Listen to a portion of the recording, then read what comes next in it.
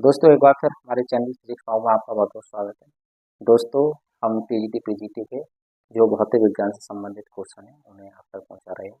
हम कुछ ही क्वेश्चन आप तक पहुंचाते हैं, परंतु इन क्वेश्चनों की सहायता से आप बहुत सारे क्वेश्चन बना सकते हैं और इनके मिलने की संभावना भी पूरे 100% है। ठीक है, तो देखिएगा, बिना देरी करते हुए हम पहले क्वेश्चन पर आ जाते हैं और हम पहला क्वेश्चन देखते हैं। आपका पहला क्वेश्चन है, किसी आदिश राशि का जो ग्रेडियंट होता है, ग्रेडियंट कैसा होता है? तो आप याद रखना, आदिश राशि का जो ग्रेडियंट होगा वो हमेशा कैसा होगा? वेक्टर क्वांटिटी होगा। कैसा होगा?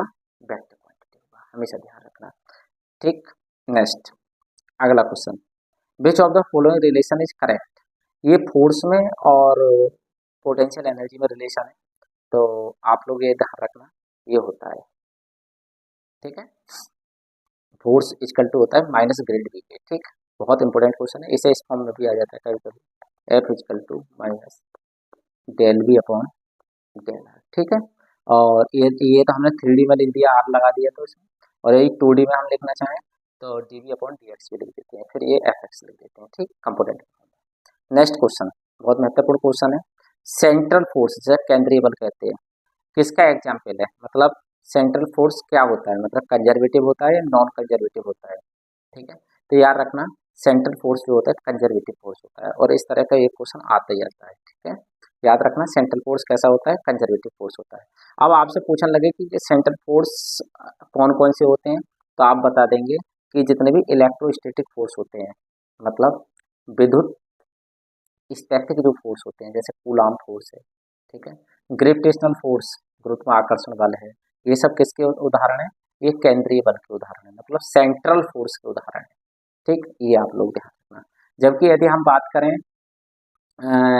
मैग्नेटिक फोर्स की, या हम बात करें आपके फ्रैक्शन फोर्स की, मतलब घर्षण बल की, तो वो केंद्रीय बल नहीं। ठीक है, ये ध्यान रखना। चलिएगा, है नहीं, अब बात करते हैं हम समानीत द्रव्यमान, जिसे रिड्यूस मास कहते हैं। तो रिड्यूस मास का फार्मूला आप लोग जानते हैं कि 1/m इक्वल टू क्या हो जाता है? 1/m1 plus 1/m2। कुछ लोग इसे m की जगह म्यू से भी रिप्रेजेंट करते हैं, तो जब इसे हम सॉल्व करेंगे तो ये आ जाएगा। ठीक है, कहाँ गया ये? तो ये वाला ऑप्शन हमारा करेक्ट है। ठीक है, रिड्यूस मास का बहुत आता है फार्मूला। ठीक, अगला, अब ये क्या कह रहा है कि the work done about any close पथ, कोई क्लोज पथ है, इन कंजर्वेटिव फोर्स फील्ड इज, मतलब ये कहता है कि संरक्षी बल में किसी संरक्षी बल क्षेत्र में किसी बंद परिपथ के अनुदिश कण का जो कार्य होगा, कैसे दिखा रहे हैं कण का कार्य? तो कण का जो कार्य होता है वो जीरो होता है हमेशा। कब? यदि कंजर्वेटिव फोर्स के द्वारा हो रहा है, संरक्षी बल के द्वारा, जैसा भी आप सेंट्रल फोर्स देख रहे थे, सेंट्रल फोर्स के द्वारा यदि आप बंद लूप के अंतर्गत कार्य कर रहे हैं तो वो क्या आएगा? जीरो आएगा। और यदि असंरक्षी बल होता तो फिर जीरो नहीं होता वो। ठीक है, ये बात ध्यान रखना। अगला, किसी ग्रह का सूर्य के चारों ओर पथ कैसा होता है? केपलर का पहला नियम बताता है कि दीर्घवृत्ताकार होता है, एलिप्टिकल होता है। ठीक है, और सूर्य कहाँ होता है? इसके किसी एक फोकस पर होता है, फोकस में इस नाभि पर होता है। ठीक, नेक्स्ट क्वेश्चन, यदि किसी निकाय पर कार्य करने वाला बलाघूर्ण, बलाघूर्ण मतलब टॉर्क, टॉर्क को हम जीरो कर दें, टॉर्क क्या कर दें? हम जीरो कर दें, तो कौन सी चीज कंजर्व होगी, कौन सी चीज कांस्टेंट हो जाएगी? तो याद रखना है एंगुलर मोमेंटम, एंगुलर मोमेंटम होगा।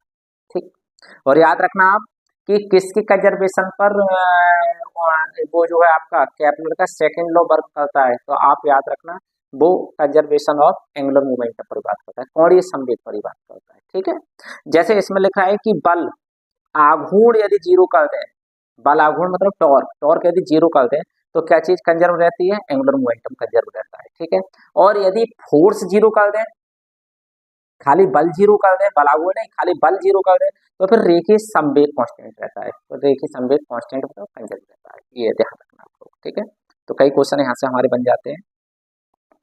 अगला क्वेश्चन है जी, ये कह रहा है पृथ्वी के चारों ओर घूमते हुए उपग्रह की कुल ऊर्जा कैसी होती है? तो हमेशा ध्यान रखना नेगेटिव होती है। कैसी होती है? नेगेटिव। ठीक, यहाँ तक ये मैंने कुछ क्वेश्चन आप तक पहुंचा दिए और इन क्वेश्चनों में से 100% आपको क्वेश्चन मिलेंगे। ठीक है, ध्यान रखना, ध्यान रखना। ठीक है, और इस तरह की वीडियो देखने के लिए हमारे चैनल को सब्सक्राइब करें और लोगों में शेयर करें। Thank you very much.